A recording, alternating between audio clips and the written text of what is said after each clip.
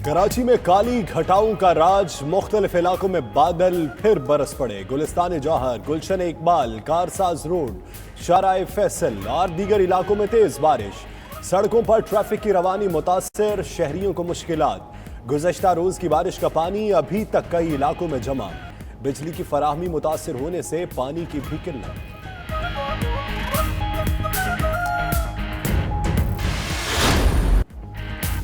PISI lieutenant general Faiz Hamid Kabul पहुंच काम भी साथ मौजूद। वफ़द तालिबान क़यादत के साथ मुलाकात करेगा। पाक मामलात और दीगर अमूर ज़ेर गौर आएंगे। लेफ्टिनेंट जनरल फैज हमीद कहते हैं, पाकिस्तान ने माजी में भी अफगानिस्तान की मदद की, आइंदा भी करेगा।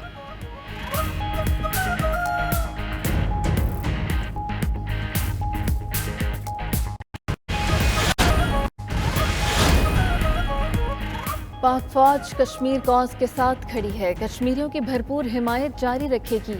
आर्मी चीफ की वज़ीर आज़म आज़ाद कश्मीर अब्दुल क़य्यूम नियाज़ी से मुलाकात में गुफ्तगू। आर्मी चीफ का सैयद अली गिलानी को ज़बरदस्त ख़राज अक़ीदत, कहा बुज़ुर्ग हुर्रियत रहनुमा ने कश्मीरियों के लिए ज़िंदगी भर जिद्दोजहद की।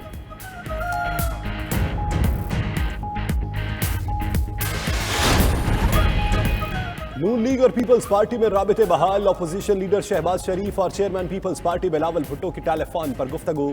सियासी सूरत हाल पर तबादला ख्याल। इलेक्शन कमीशन के नए अरकान के नामों पर मुशावरत की गई। आईनी मामले पर दोनों जमातों का मुशावरत से आगे बढ़ने पर इत्तफाक।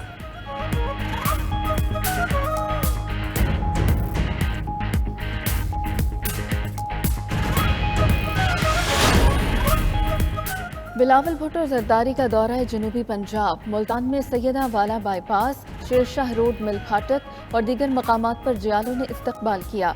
ढोल की थाप पर रक्स, नारे लगाए। चेयरमैन पीपल्स पार्टी की पार्टी रहनुमा AD खान बलोच के घर आमद। भाई की वफात पर ताज़ियत। साबिक सूबाई वजीर नाजिम शाह के घर जाकर अहलिया के इंतकाल पर ताज़ियत की। यूसुफ गिलानी और दीगर रहनुमा भी साथ थे।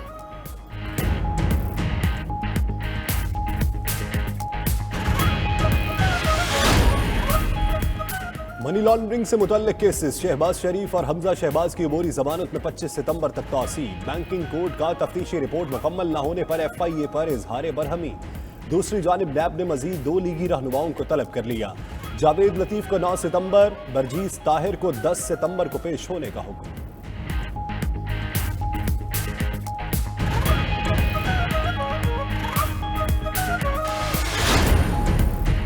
फजलुर रहमान ने अपनी नाकामियां किसी और के सर थोपने की कोशिश की, उनके बयान से तकलीफ पहुंची।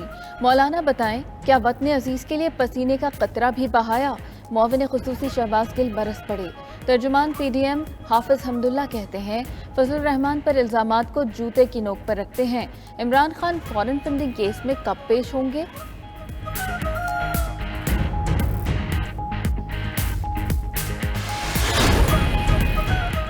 PSO की जानिब से रेलवे के जरिए ऑयल ट्रांसपोर्टेशन रोकने पर वज़ीर आज़म का नोटिस। सेक्रेटरी पेट्रोलियम डिवीजन से रिपोर्ट तलब। पेट्रोलियम डिवीजन की रिपोर्ट वज़ीर आज़म ऑफिस में जमा करा दी। कहा कि पाकिस्तान रेलवे की शिकायत हकायक पर मबनी नहीं, रेलवे के साथ सिर्फ फर्नेस ऑयल की तरसील का मुआहिदा है।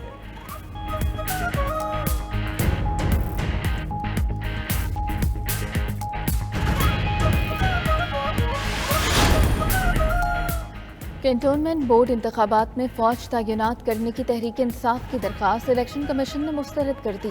ज़राए के मुताबिक इलेक्शन कमीशन ने कहा, पुलिस, रेंजर्स और FC की मौजूदगी में फौज की ज़रूरत नहीं। दूसरी जानिब पंजाब में कैंटोनमेंट बोर्ड इंतखाबात का शेड्यूल जारी होने के बाद बड़े पैमाने पर तकर्रुर और तबादले। इलेक्शन कमीशन हुकाम का कहना है कि कैंटोनमेंट बोर्ड इंतखाबात में आम तबादलों के हवाले से कानून खामोश है।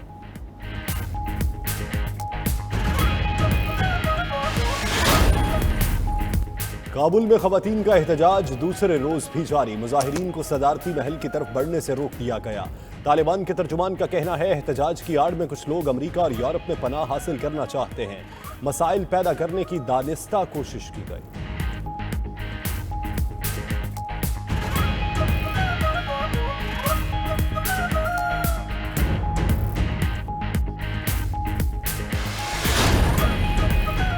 कराची पोर्ट ट्रस्ट की टीम ने बरवक्त कार्रवाई करके एक और बहरी जहाज को फंसने से बचा लिया। केपीटी टग बोट्स पनामा के एलपीजी टैंकर बहरी जहाज को गहरे समंदर में ले गए। बहरी जहाज इंजन की खराबी की वजह से कराची के साहिल के पास फंस गया था।